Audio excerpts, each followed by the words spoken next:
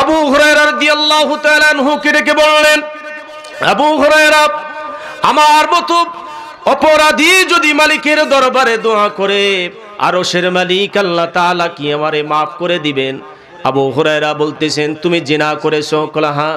জিনা করার পরে আবার গর্ভে বাচ্চা নিয়েছো, বাচ্চা নেওয়ার পরে বাচ্চাকে প্রসব করেছো, আবার এই বাচ্চাটাকে তুমি কতল করে দিয়েছো। অপরাধ তুমি কয়টা করেছো তুমি জানো? তোমার মতো এহেন অপরাধী গুলি আরশের মালিকের কাছে মাপ পাবে কিনা আমি আবু হুরায়রা জানি না। আবু হুরায়রা রাদিয়াল্লাহু তাআলা আনহুর দরবার থেকে বের হয়ে সুজা জঙ্গলের মধ্যে গিয়ে অঝুর ঝরাই কান্না শুরু করছে। মালিককে ডাক দিয়ে বলতেছে, আল্লাহ, আমি তো অপরাধী, অপরাধ করে ফেলেছি রে আল্লাহ, মেহেরবানি করে তুমি আমারে মাফ করিয়ে দাও। আরশের মালিক আল্লাহ তাআলা ইলহাম করলেন, বান্দা, তুমি যে আমার কাছে তোমার জীবনের গুনার কথা মনে করিয়া আগে জিনা করছো, বুঝো নাই।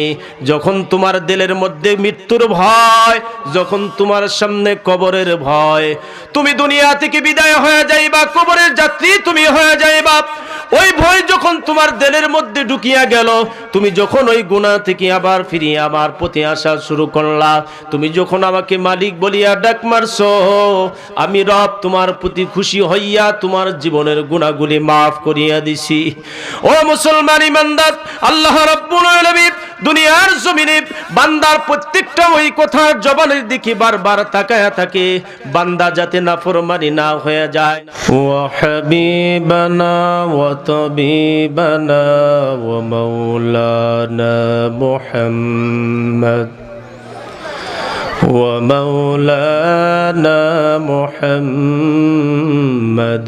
عبده ورسوله الذي أرسله بالحق بشيرا ونذيرا وداعيا إلى الله بإذنه وسراجا منيرا. أما بعد فقد قال الله تعالى في كلامه المجيد والفرقانه الحميد. বিতাড়িত শয়তান থেকে আল্লাহর কাছে পানা চাই। সকলেই কণ্ঠে কণ্ঠ মিলিয়ে আমার সঙ্গে তেলাওয়াত করেন।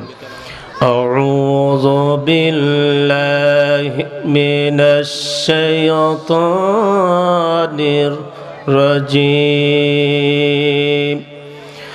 বিসমিল্লাহির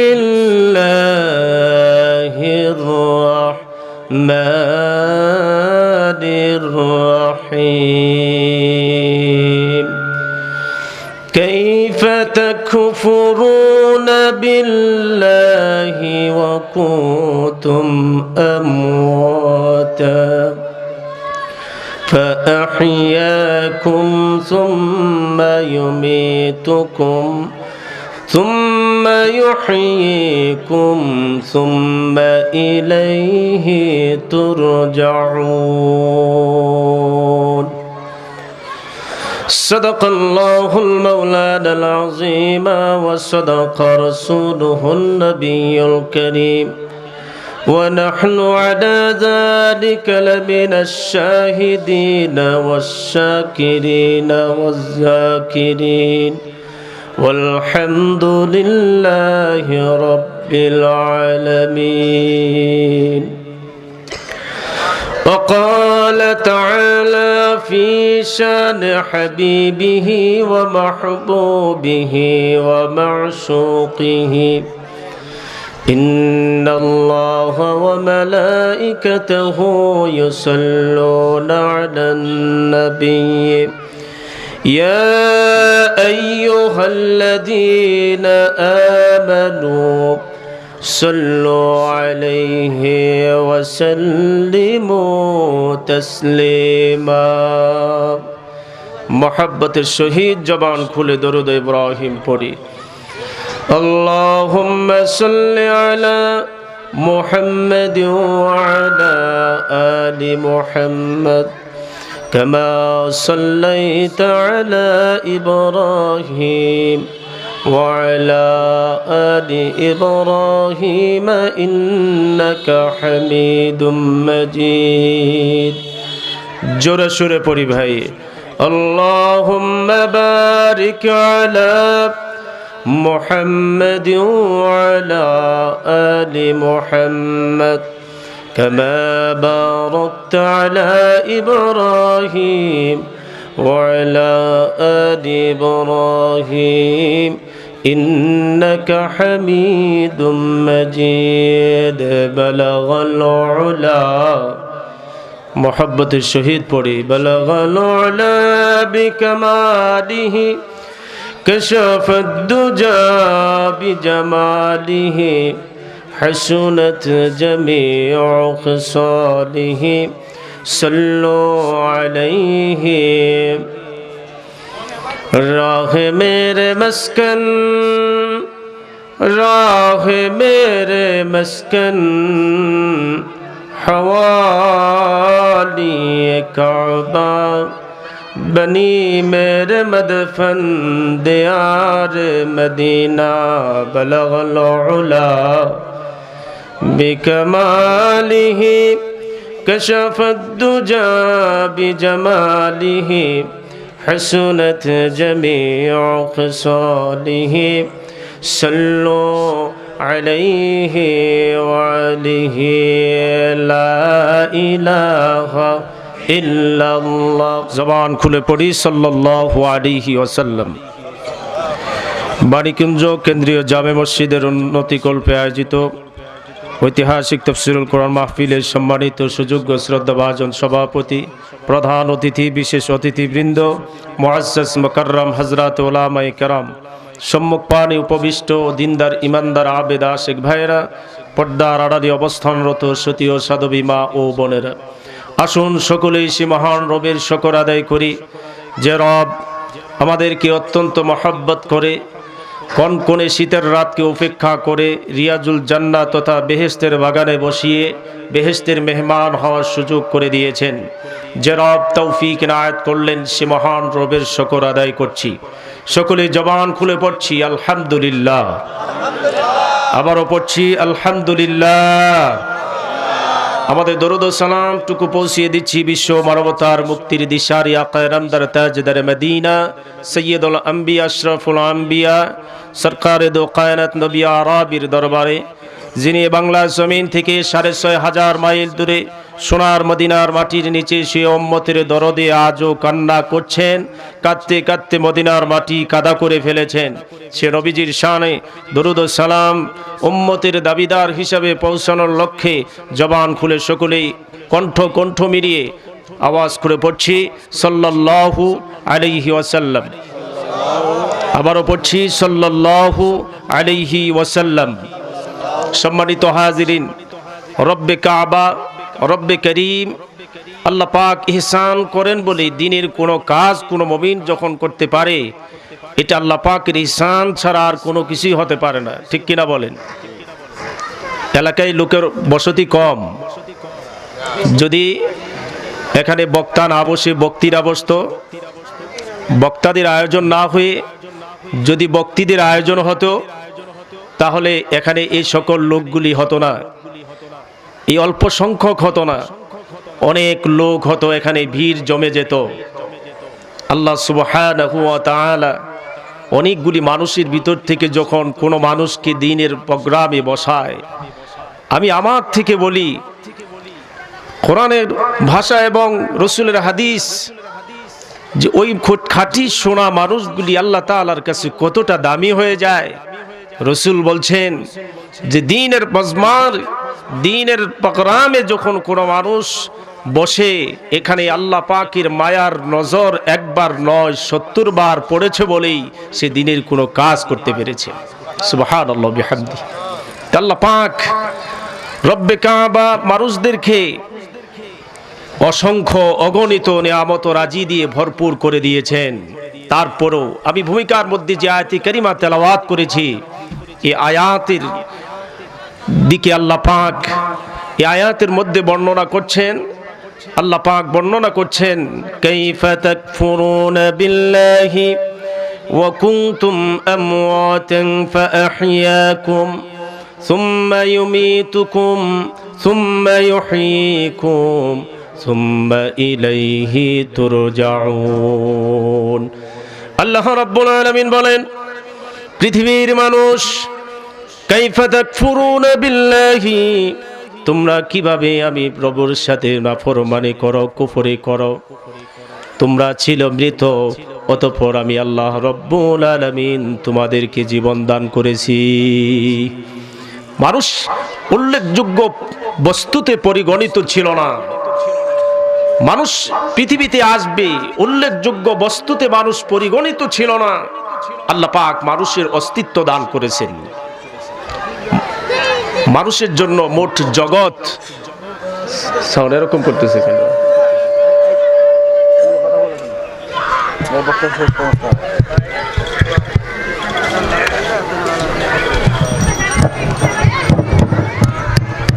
এটা ধরে নাই।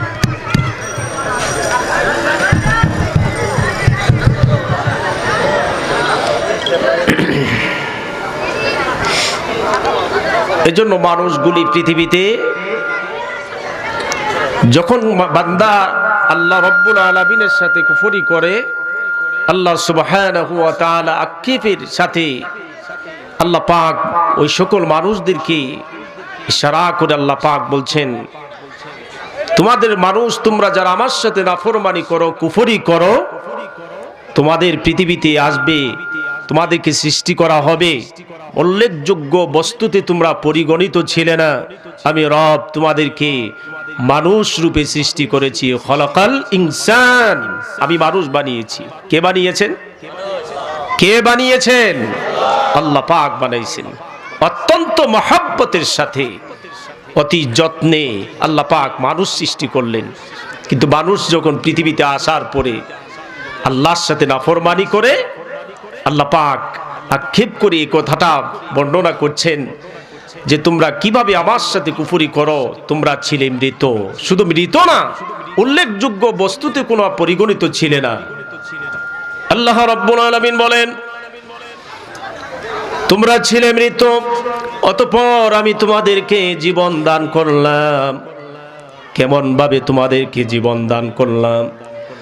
পিতার পৃষ্ঠদেশ থেকে এক ফোঁটা নাপাক পানি নিয়ে এবং মাতার বক্ষদেশ থেকে এক ফোঁটা নাপাক পানি নিয়ে মাতা এবং পিতার 2 ফোঁটা নাপাক পানিকে জমাট রক্ত পরিণত করে দিয়ে মায়ের উদরের মধ্যে রেখে দিলাম। মায়ের উদরের মধ্যে তোমাকে তিল তিল করে তোমাকে লালন করলাম। মায়ের উদরের মধ্যে 40 দিনে রক্তটাকে জমাট করে দিলাম। তারপর এই রক্তটার মধ্যে আবার ছাউনি এঁকে দিলাম। 40 দিনের মধ্যে বিগত মানুষ যেমনি করে মায়ের উদরের মধ্যে লালিত হয়, মায়ের উদরের মধ্যে কি খাবে? পৃথিবীর কোনো ডাক্তার, পৃথিবীর কোনো ইঞ্জিনিয়ার, পৃথিবীর কোনো মানুষ তাদের সাধ্যের বাহিরে পড়ে গেল। ওই মায়ের উদরের মধ্যে বান্দা তুমি থাকবে, তুমি কি খাবে? কেউ তোমার খাবার দিতে পারে নাই, পারছে নাকি? আমি আমার মায়ের উদরের মধ্যে ছিলাম। বহু ডাক্তার বহু ধরনের কথাই বলেছে, কিন্তু মায়ের উদরের মধ্যে কি খাবো এমন কোন মেডিসিন মায়ের উদরের মধ্যে তারা দিতে পারে নাই। কিয়ামত পর্যন্ত কেউ আবিষ্কারও করতে পারবে না। আল্লাহ পাক আক্ষেপ করে বলেন, কাইফা তাকফুরুনা বিল্লাহ, বান্দারে তুমি কেমন করে আমার সাথে নাফরমানি করো? ওই মায়ের উদরের মধ্যে তোমারে তিল তিল করে লালন করলাম, ওই মায়ের পেটের মধ্যে তোমাকে লালন করলাম। পৃথিবীর কেউ তোমারে সাহায্য করতে পারে নাই। তোমার খাবার কি হবে? মায়ের মাসিক রক্তটাকে বন্ধ করে দিয়ে নাফটু নাপ পাস করে দিলাম। এই নাফটু নাপি পচা রক্তটাকে আমি তোমার মুখ দ্বারা সরবরাহ করতে পারতাম, খাদ্যের ব্যবস্থা করতে পারতাম, তা করি নাই। বান্দা কেন করি নাই জানো? পৃথিবীর জমিনে গিয়া মায়ের উদরের মধ্যে জবানটার পর পবিত্র করে দিলাম, দুনিয়াতে গিয়া তুমি পবিত্র সত্তার নাম তুমি উচ্চারণ করবা। জবান আল্লাহ রাব্বুল আলামিনের দেওয়া। আজকের এই জবানটা কোন কাজে ব্যবহার হয় মুসলমান? আল্লাহ পাক বর্ণনা করতেছেন, কাইফা তাকফুরুনা বিল্লাহ, বান্দারে তোমার এই কাজগুলি দেখি বড় আমার আশ্চর্য হয়, কিভাবে তুমি আমার সাথে কুফরি করো। মায়ের উদরের মধ্যে তোমার এমনি করে লালন করে করে তুমি যখন দুনিয়ার জমিনে আইবা, দুনিয়ার জমিনে আইসা তুমি কি খাইবা, এই খাদ্যটাকে আমি আল্লাহ পৃথিবীর কোনো ডাক্তার তোমার জন্য খাবার রিজার্ভ করলো না। আমি আল্লাহ রাব্বুল আলামিন তুমি পৃথিবীর জমিনে আসার পরে তোমার ওই বডিটার মধ্যে কেমন ধরনের খাবার তোমার ওই বডির মধ্যে প্রয়োজন, এই খাবারটুকুকে আমি আল্লাহ পাক তোমার মায়ের স্তনের মধ্যে বাটের মধ্যে আমি আল্লাহ পাক গরম দুধকে আমি রব তোমার জন্য রিজার্ভ করে দিলাম। কেউ দিছে এটা? আল্লাহ রাব্বুল আলামিন। বান্দা পৃথিবীতে আসেই নাই, সুম্মা নুখরিজুকুম তিফলা, বান্দার আকৃতিতে আল্লাহ পাক পৃথিবীতে আনলেন। কি খাবে? মায়ের উদরের স্তনের মধ্যে আল্লাহ পাক গরম দুধকে আল্লাহ রিজার্ভ করে দিলেন। শুধু তাই না মুসলমান, আল্লাহ রাব্বুল আলামিন ওই মায়ের স্তনের মধ্যে গরম দুধ খানা কি রিজার্ভ করে রব ক্ষান্ত হন নাই। আল্লাহ পাক বর্ণনা করেন, ওই গরম দুধটাকে তোমার খেতে হলে তোমার শরীরের মধ্যে সেমন কোনো কুওয়াত থাকে না। এজন্য তুমি যখন জোরে একটা টান মারবে, পৃথিবীর খাবারগুলি তোমার পেটের মধ্যে নিয়ে তুমি যখন তোমার পেটের ক্ষুধা নিবারণ করতে যাবে, এ সময় যেমন জোরে একটা টান মারবে, আর সেটার ছিদ্র যদি একটা হয়ে যায়, তোমার জোরে একটা টানের কারণে মায়ের স্তনের ওই রিজার্ভকৃত দুধ তোমার এই গলের মধ্যে গিয়া আটকে যে তোমার জীবন শেষ হয়ে যেতে পারে। আমি আল্লাহ রাব্বুল আলামিন কেমন রহমান, আমি তোমার জন্য কেমন খালেক, কেমন রাজ্জাক।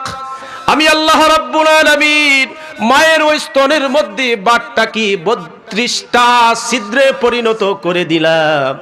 তুমি যখন ওই আগলা আলতু ওই ঠোঁটটা দিয়া মায়ের ওই স্তনের মধ্যে আস্তি করে একটা টান মারবে, তোমার ওই গলের মধ্যে আটকে যাবে না রে বান্দা। তুমি সুন্দর করে সুস্বাস্থ্য অবস্থায় তুমি তোমার ওই মায়ের স্তনের বাটির দুধ তুমি খাইতে পারবা। ওই মায়ের উদর থেকে পৃথিবীতে আনার পরে খাদ্যের মধ্যে সর্ব অবস্থার মধ্যে আমি রব তোমাকে না কত কিছুই দিলাম, তুমি আমার সাথে কেন কুফরি করো? এজন্য বড় পীর আব্দুল কাদের জিলানী রহমাতুল্লাহি আলাইহি অনেক বয়ান শোনার কোনো প্রয়োজন নাই মুসলমান।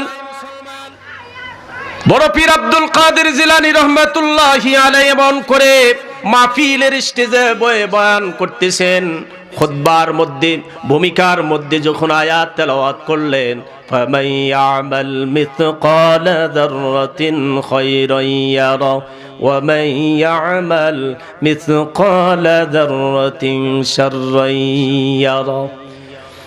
আব্দুল কাদের জিলানী রহমাতুল্লাহি আলাইহি তার ভূমিকার মধ্যে আয়াত শোনার সাথে সাথে একজন বয়ান শোনা বাদ দিয়ে বাড়ির দিকে রওনা করলেন। পিছন থেকে আরেক ভাই তার জামাটা টেনে ধরলেন, বললেন, কেন তুমি চলে যাও? লোকটি বলল, আমি তো আব্দুল কাদের জিলানী রহমাতুল্লাহি আলাইহি তার কাছে তার ভূমিকার মধ্যে যে আয়াত শুনেছি, আল্লাহ পাক বলছেন তুমি যদি এক জাররা পরিমাণ নেক করো, এক জাররা পরিমাণ নেক আমল করো, এক জাররা পরিমাণ নেক তোমার আমল নামায় জমা হয়ে যাবে। এক জাররা পরিমাণ যদি তুমি গুনাহ করো, তাহলে এক জাররা পরিমাণ গুনাহ তোমার আমল নামায় জমা হয়ে যাবে। আব্দুল কাদের জিলানী রহমাতুল্লাহি আলাইহি এই ভূমিকা থেকে, আয়াত থেকে আমি মনে প্রাণে দৃঢ় প্রতিকল্প ওয়াদা করেছি, আজ থেকে কোনোদিন গুনাহ করব না এক জাররা, আজ থেকে কোনোদিন এক জাররা নেক হলো ছাড়ব না। এই আব্দুল কাদের জিলানী রহমাতুল্লাহি আলাইহি রাস্তা দিয়ে রওনা করছেন, হঠাৎ করে কুকুরের সাথে আব্দুল কাদের জিলানী রহমাতুল্লাহি আলাইহির মুলাকাত হয়ে গেছে। আব্দুল কাদের জিলানী রহমাতুল্লাহি আলাইহি কুকুর রব্বে কাবা কাছে ডাক দিয়া বলছে, রব্বে কাবা, যদি আমাকে জবানটা খুলে দিতেন তাহলে আব্দুল কাদেরের সাথে কিছু কথা বলতাম। কুকুর ডাক দিয়া বলতেছে, আব্দুল কাদের, তোমার সাথে আমার একটা প্রশ্নের জবাব জানতে চাই। আব্দুল কাদের জিলানী রহমাতুল্লাহি আলাইহি বর্ণনা করেন, কুকুরকে বলতেছেন, কি এমন জবাব তুমি আমার কাছে জানতে চাও, বলো। কুকুর বলতেছে, আব্দুল কাদের, তোমার দাম বেশি না আমার দাম বেশি? কুকুর বলতেছে, তোমার দাম বেশি না আমার দাম বেশি? আজকে যদি আপনার আমার যদি কোনো কুকুর গিয়া জিগাইতো, বলতাম যে দূরে গিয়া মর, তারপরে তোর কি দাম, তুই যদি একটা কাপড়ে লাগস নাপাক হয়ে যায়, তোর দাম কত এটা আমি জানি না? আব্দুল কাদের জিলানী রহমাতুল্লাহি আলাইহি জবাব দিলেন, হে কুকুর, তুমি আমাকে যে প্রশ্ন করেছো, প্রশ্নের জবাব আমি তোমাকে দিতেছি। সেটি হচ্ছে, কিয়ামতের আদালতে মিজানের পাল্লায় নেকি বদি ওজনের পরে আমি আব্দুল কাদের জিলানী যদি জান্নাতি হয়ে যাই, তাহলে আমি কুকুর তোমার চেয়েও আমি দামি হয়ে যাব। আর যদি আমি কিয়ামতের দিন মিজানের পাল্লায় দুনিয়ার জমিনে মালিকের সাথে নাফরমানি করার কারণে যদি আমি জাহান্নামী হয়ে যাই, তাহলে তোমার চেয়ে আমি নিকৃষ্ট, তুমি আমার চেয়ে দামি হয়ে যাবে। কারণ হলো, আমি আমার এই লাইফটাকে আমি আল্লাহর সন্তুষ্টির জন্য কুরবান করেছি কিনা তা জানি না। আব্দুল কাদের জিলানীর অলিকুলের সম্রাট যাকে বলা হয়, উনি কিয়ামতের আদালতের কথাই বর্ণনা করছেন। কারণ কোরআনের ওই আয়াত, কাইফা তাকফুরুনা বিল্লাহ, তোমরা কিভাবে আল্লাহর সাথে কুফরি করো, তোমরা কিভাবে আল্লাহর সাথে কুফরি করো। আল্লাহ রাব্বুল আলামিন মানুষদেরকে কুফরির কথা এখানে বর্ণনা করলেন, তোমরা ছিলে মৃত, আমি রব আমি তোমাদেরকে জীবন দান করলাম, তোমরা মানুষের জন্য। মুফাসসিরিনে কেরাম বলেন, মানুষের জগৎ হচ্ছে 5টি। কয়টা জগৎ? মানুষের 5টা জগৎ। 1 নাম্বার জগৎ হলো আলমে আরওয়াহ, রূহের জগৎ। সকল রূহকে আল্লাহ রাব্বুল আলামিন আদম থেকে শুরু করে কিয়ামত পর্যন্ত যত মানুষ দুনিয়ার জমিনে আসবে, জিন ইনসান, সকলের রূহকে একত্রিত করে আল্লাহ পাক বললেন, আল্লাস্তু মির রাব্বিকুম, আমি কি তোমাদের রব নয়? সেদিন কোন রূহ আল্লাহ রাব্বুল আলামিনের কথার জবাব দিতে পারে নাই। কেবলমাত্র আপনার আমার পয়গম্বর, উম্মতের কান্ডারি, রহমতের ভান্ডারি নবী আরবি সরকারে দু আলম নবী সেদিন জবাব দিলেন, ক্বালু বালা। সুবহানাল্লাহ বিহামদিহি। আমাদের নবী সেদিন জবাব দিলেন, হ্যাঁ আপনি আমাদের রব। আল্লাহ রাব্বুল আলামিন বলেন, সকল রূহকে একত্রিত করে আমার এ জবাব কোন রূহ দিতে পারে নাই। পয়গম্বর আপনি যেহেতু দিয়ে দিয়েছেন, কাজে আমি রব আপনার এক স্বীকারোক্তিতে সকল রূহের পক্ষ থেকে আমি স্বীকার করে নিলাম, আমি সকলের রব, সকল রূহগুলি আমাকে স্বীকার করেছে। এই রূহের জগতে আল্লাহ রাব্বুল আলামিন মানুষদেরকে রূহের স্বীকারোক্তি, আল্লাহ রাব্বুল আলামিনের রবের স্বীকারোক্তিগুলি নিলেন। এই মানুষগুলি রূহের জগৎ থেকে আল্লাহ পাক আস্তে আস্তে করে মায়ের পেটের জগতে আলমে আরহামের মধ্যে নিয়ে গেলেন। আলমে আরহামের মধ্যে আল্লাহ পাক নিয়ে গেলেন। নিয়ে যাওয়ার পরে সেদিন পৃথিবীর মানুষগুলি কোনো দরখাস্ত করে নাই। যে সকল রূহগুলি রূহের জগতে ছিল, সেখানে কোনো রূহের দরখাস্ত ছিল না। মায়ের উদরের মধ্যে আপনি আমাদেরকে নিয়ে যান, কোনো সেদিন দরখাস্ত ছিল না। আল্লাহ পাক বড় ইহসান করে ওই রূহের জগৎ থেকে 2য় নাম্বার জগৎ আলমে আরহামের মধ্যে দিয়ে দিলেন। মায়ের পেটের জগৎটাকে 2য় জগৎ মানুষের জন্য বানায় দিলেন। যারা বলেন সুবহানাল্লাহ। আল্লাহ রাব্বুল আলামিন মায়ের ওই উদরের মধ্য থেকে আবার পৃথিবীতে আলমে হায়াতুদ দুনিয়া, দুনিয়ার এই জগতের মধ্যে আল্লাহ পাক নিয়ে আসলেন। সময় দিলেন বড় অল্প। এই অল্প সময়ের মধ্যে কেটে কেটে মানুষ যখন চলতে থাকবে 4র্থ নাম্বার জগতে আলমে বারজাখ, কবরের এই জগতের মধ্যে মানুষ যাবে। আল্লাহ রাব্বুল আলামিন বলেন, আমি তোমাকে রূহের জগৎ থেকে মায়ের পেটের জগতে নিয়ে আসলাম, মায়ের পেটের জগৎ থেকে দুনিয়ার জগতের মধ্যে নিয়ে আসলাম। এই নিয়ে আসার পরে তোমরা দুনিয়ার এই জগৎটাকে, তোমাদের হায়াতের এই জিন্দেগিটাকে আমি রবের সাথে নাফরমানি করবা, তা হতেই পারে না। আল্লাহ রাব্বুল আলামিন বলেন, কাইফা তাকফুরুনা বিল্লাহি ওয়া কুনতুম আমওয়াতা فأحياكم ثم يميتكم ثم يحييكم ثم إليه ترجعون। যারা বলেন আল্লাহু আকবার। আল্লাহ রাব্বুল আলামিন বর্ণনা করতেছেন, তোমরা আমার সাথে কিভাবে কুফরি করো, তোমরা ছিলে মৃত। আল্লাহ রাব্বুল আলামিন কুফরির কথা বর্ণনা করেন, তোমরা মৃত ছিলে, আল্লাহ পাক জীবন দান করলেন। আবার মানুষরা মরে যাবে, আবার মরে যাবে, আবার মৃত্যুর উপর মানুষদেরকে আবার জীবিত করা হবে। ওয়াল বাদিবাদাল মাউত, মানুষদেরকে মৃত্যুর পর আবার পুনরায় জীবন দান করে আবার জীবিত করে দেওয়া হবে, দুনিয়ার হায়াতের জিন্দেগির হিসাব দেওয়ার জন্যে। দুনিয়ার এই হায়াতের 3 নাম্বার জগতে তুমি কিভাবে কাটাইছো, এই সময়ের হিসাব তুমি আমাকে কষে কষে কবরের মাধ্যমে দাও। মুনকার নাকিরের জবাব দাও।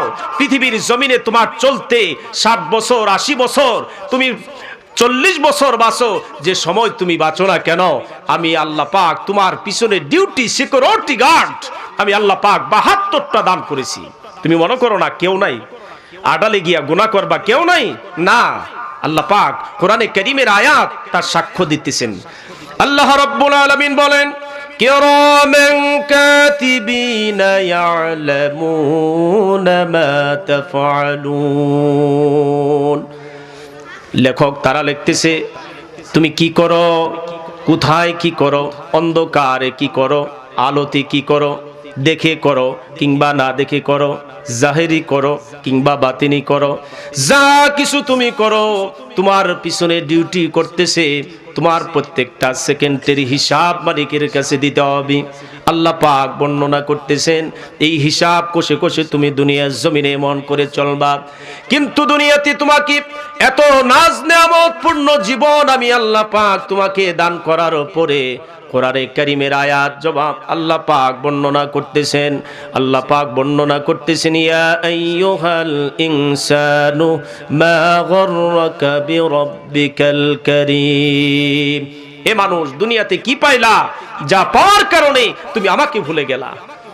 দুনিয়ার জমিনে তুমি কি সন্তান পেয়ে গেছো? এই সন্তান তোমার জন্য নয়, সন্তান মাল দিয়ে আমি তামাম দুনিয়াটারে সাজায়া দিছি।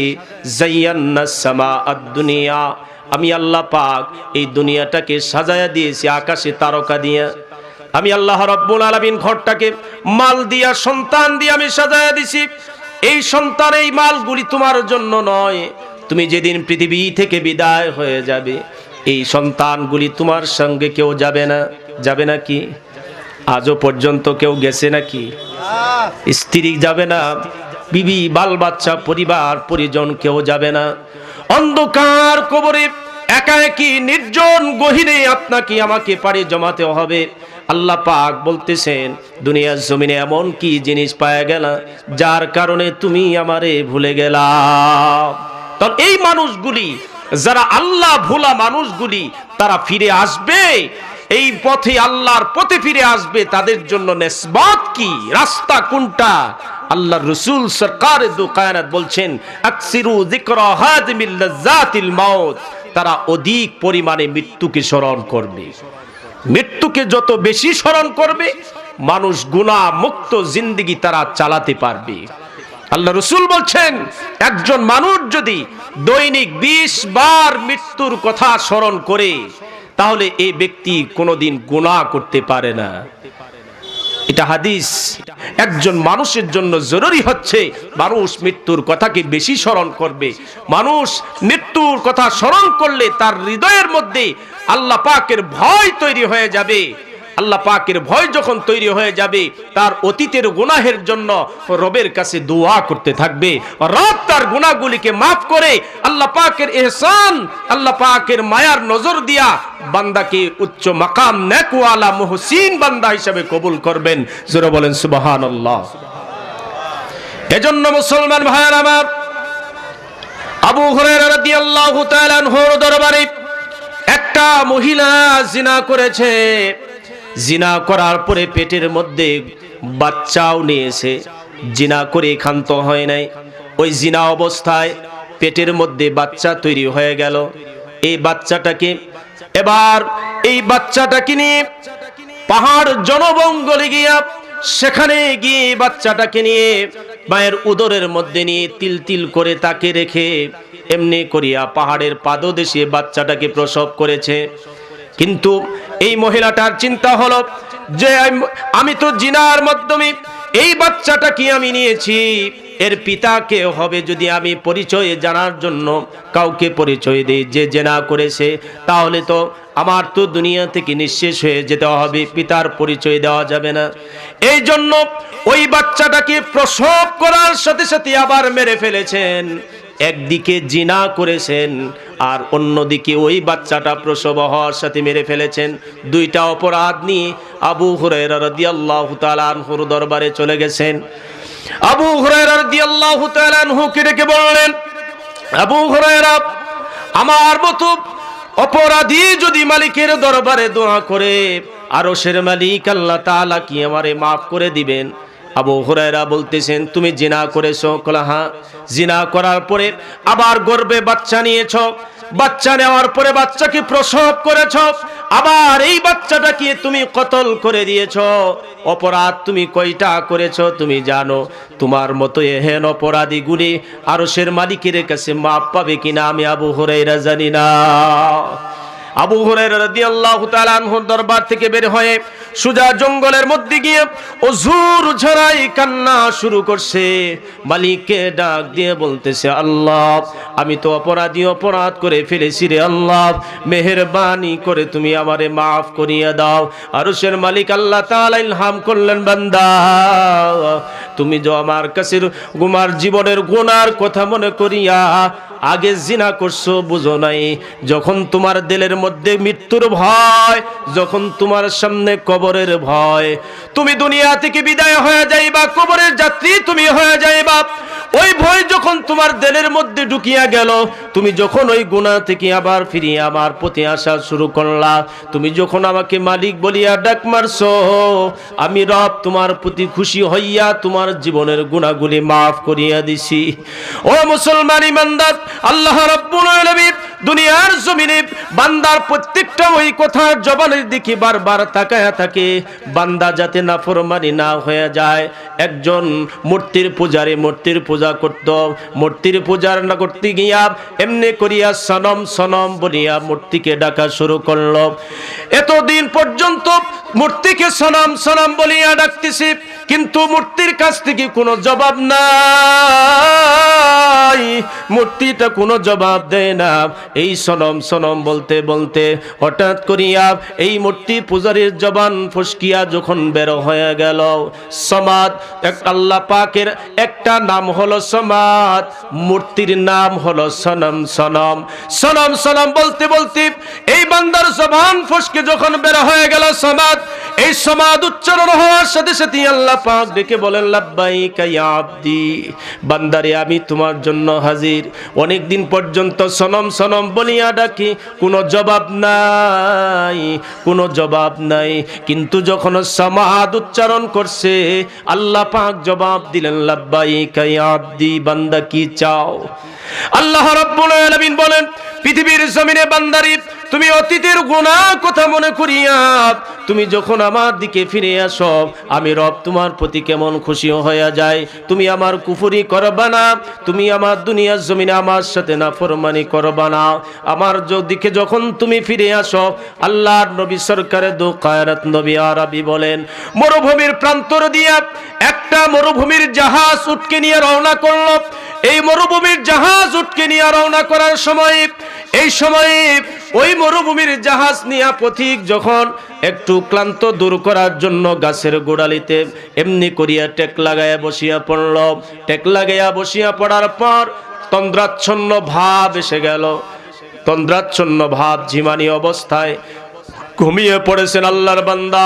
আল্লাহর বান্দা ঘুমানোর পর এইবার যখন দেখলো ঘুম থেকে জাগ্রত হইয়া উঠো নাই, মালও নাই, তাহলে এই লোকটা পথিক কেমন চিন্তিত পেরেশান হয়ে যাবে। কারণ হলো মরুভূমির জাহাজ, উটটারে তো আমি পাই নাই, উট যদি আমি না পাই মরুভূমির পথ আমি কেমনে পাড়ি দিয়ে যাব। এই চিন্তা, এই পেরেশানির মধ্যে বান্দা যখন লুকোচুরি করতেছে, আল্লাহর বান্দা খুঁজতেছে, খুঁজতে খুঁজতে গিয়া দেখে মাল সহ উট হাজির হয়ে গেছে।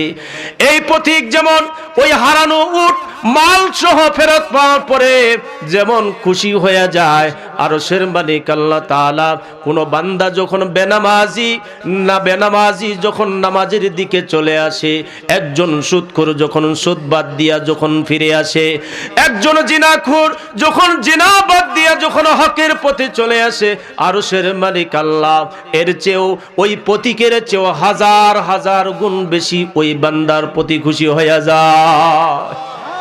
এ মুমিন মুসলমান, দুনিয়ার জমিনে গুনাহের কাছ থেকে ফিরে আসতে হবে, গুনাহ থেকে আমাদেরকে বাঁচতে হবে। কারণ 3.5 হাত মাটির ঘর, অন্ধকার কবরের মধ্যে আপনাকে আমাকে পাড়ি জমাতেই হবে। এই জন্য বর্ণিত আছে, চিন্তা করে দেখো না কবরে কি যাইবা না, যেই কবরে আল্লাহ ছাড়া বন্ধু কেহ থাকবে না, যেই কবরে আল্লাহ ছাড়া বন্ধু কেহ থাকবে না, চিন্তা করে দেখো না কবরে কি যাইবা না, চিন্তা করে দেখো না কবরে কি যাইবা না। এ দুনিয়ার সবই পর, কবর যে তোর আসল ঘর, এই দুনিয়ার সবই পর, কবর যে তোর আসল ঘর, ওই কবরে থাকবি পড়ে শুধুই মাটির বিছানা, ওই কবরে থাকবি পড়ে শুধুই মাটির বিছানা, চিন্তা করে দেখো না কবরে কি যাইবা না, চিন্তা করে দেখো না কবরে কি যাইবা না। এ মুমিন মুসলমান, দুনিয়ার জমিনে তুমি যেমনি করি তোমার জীবন তুমি কাটাও, কবরে তোমাকে ধরা দিতেই হবে, কবরে তোমাকে যাইতেই হবে। কবরের কান্না দুনিয়ার জমিনে কান্না কবরের মধ্যে যাও। কারণ যদি তোমার দুনিয়াতে তোমার হিসাব হয়ে যায়, কবরের মধ্যে যদি তোমার কান্নার হবে না, দুনিয়াতে যদি কান্না করিয়া যাও কবরের মধ্যে আর কাঁদতে হবে না। এজন্য মুমিন মুসলমান, দুনিয়ার জমিনে বান্দাগুলি যখন এমনি করিয়া আল্লাহর ভয় দিলের মধ্যে নিয়ে কবরকে সামনে রাখিয়া চলতে থাকবে, আরশের মালিকের কাছে আল্লাহর বান্দা বড় দামি হয়ে যাবে। এজন্য আল্লাহ তাআলা বর্ণনা করতেছেন, দুনিয়ার জমিনে এমন কি জিনিস তুমি পায়া গাইলা যার কারণে তুমি আমারে ভুলিয়া গেলা? না, এই দুনিয়ার জমিনে যা কিছু দিয়েছি তারাও ক্ষণস্থায়ী, তুমিও দুনিয়ার জমিনে ক্ষণস্থায়ী। এজন্য কবরটাকে সামনে নিয়ে দুনিয়াতে এমন কোনো কাজ করা যাবে না যাতে করে আল্লাহর আদালতে আল্লাহর কাঠগড়ায় দাঁড়ায়া আমাকে জবাব দিতে হয়, আল্লাহর কাঠগড়ায় দাঁড়িয়ে আমাকে জবাব দিতে হয় আর তুমি ওই দুনিয়ার জমিনে এই কাজটা তুমি কেন করেছিলা। মদিনাতুল মুনাওয়ারা থেকে একজন পথিক 350 মাইলের পথ পাড়ি দিয়ে রওনা করছে, 350 মাইলের পথ পাড়ি দিয়া রওনা করছে। মরুভূমির জাহাজ উট নিয়ে রওনা করলো। এই উট নিয়ে যখন যায় এমনি করিয়া ক্লান্ত হইয়া উটটারে গাছের সাথে বাঁধিয়া পথিক ক্লান্ত সরার জন্য একটা গাছের সাথে টেক লাগাইয়া ঘুমাইয়া পড়লো। ঘুমাইয়া পড়ার পরে ঘুম থেকে জাগ্রত হলো। জাগ্রত হওয়ার পরে দেখে উটটাকে যে গাছের সাথে বেঁধে রাখছেন, এই গাছের সাথে উটটা কোথাও খুঁজে পাওয়া যাইতেছে না। এমনি করিয়া খুঁজতে খুঁজতে গিয়া দেখে পাশে এই একটা বাগানের মধ্যে উটটা মরা অবস্থায় পড়ে আছে। শুধু উটটা মরা অবস্থায় নয়, পাশে একটা মুরব্বিও, ওই একটা মরা অবস্থায় উটটার পাশে একটা মুরব্বিও দাঁড়ায় আছে। এই আল্লাহর বান্দা নওজোয়ান যুবক দিলে চিন্তা করলো, এই একটা বাগানের পাশে আমার উটটা রক্তক্ষরণ অবস্থায় মারা গেল, পাশে মুরব্বিও দাঁড়ানো, কারণটা কি? এবার যদি এই উটটা মরে যায় তাহলে মরুভূমির পথ আমি কেমনে পাড়ি দিয়ে চলে যাব? এই জন্য নওজোয়ান যুবকী যেখানে উটটা মরে আছে, পাশি মুরব্বীরে জিজ্ঞাসা করছে, মুরব্বী কে আমার উটটারে মারলো? এবার মুরব্বী মুসলমান মিথ্যা বলে না, এ সময়ে ডাক দিয়া বলছো, নওজোয়ান এই উটটারে আমি মেরে ফেলেছি, কিন্তু ইচ্ছা করে মারি নাই। আর তোমার উটটা কেবলমাত্র আমি এই খেজুরের বাগানের কেবল চারা রোপণ করেছি, তার মধ্যে ঘুরতেছিল। যদি বা এই চারাগুলি ছোট অবস্থায় শেষ হয়ে যায়, একটা উটের পদতলে পড়ে যায়, চারাটা নষ্ট হয়ে যাবে, এই জন্য দূর থেকে আমি একটা পাটকেল দিয়ে নিক্ষেপ করেছিলাম উটটারে তাড়ানোর জন্যে। কিন্তু কেমন বেখেয়াল, উটের যখন ঢিলটা আমি ছুঁড়ে মারলাম, এই ঢিলটা গিয়া সোজা তোমার উটটার মাথার উপর লেগে যায়, মাথার হাড্ডি ফাটিয়া রক্তক্ষরণ অবস্থায় এখানে মারা যায়। কাজে আমি এই জন্য মুসলমান মিথ্যা বলবো না, তুমি যদি উট চাও তোমারে আমি উটটা দিয়ে দিতে পারি। কিন্তু নওজোয়ান যুবক চিন্তা করলো, আমি এখান থেকে 350 মাইলের পথ পাড়ি দিয়ে কেমনে যাব? আমার তো এটা হয় না। নওজোয়ানের দিলের মধ্যে তো রক্ত টকবক করতেছে। এই জন্য এই নওজোয়ান যুবক যেহেতু উটটারে যে মারছে আসামি খুঁজে পাওয়া গেছে, এই জন্য আর দেরি করে নাই, মুরব্বিটারে একটা ধাক্কা মারছে। ধাক্কা মারার সাথে সাথে মুরব্বিও বাগানে পড়ে মারা গেছে। এক পাশে উট মরে আছে, আর এক পাশে মুরব্বি বৃদ্ধের লাশটাও পড়ে আছে। এই বৃদ্ধ দুইটা সন্তান যে চারণ ভূমিতে চারাগুলি রোপণ হয়, প্রতিদিন পিতা সন্ধ্যা বেলায় ওখান থেকে বাসায় ফিরে আসে, কিন্তু আজকে তো সন্ধ্যা ঘনিয়ে গেল, পিতা বাড়িতে নাই। কারণটা কি? খুঁজতে খুঁজতে ওই বাগানের পাশে গিয়া দেখতেছে এক পাশে একটা উট পড়ে আছে, আরেক পাশে পিতার বৃদ্ধ লাশ পড়ে আছে, আরেক পাশে নওজোয়ান যুবক দাঁড়ায় আছে। নওজোয়ান যুবক দাঁড়ায় আছে, কারণটা হলো আমি এই বৃদ্ধকে মেরে ফেলেছি, আমি ভুল করেছি, আমি অপরাধ করেছি।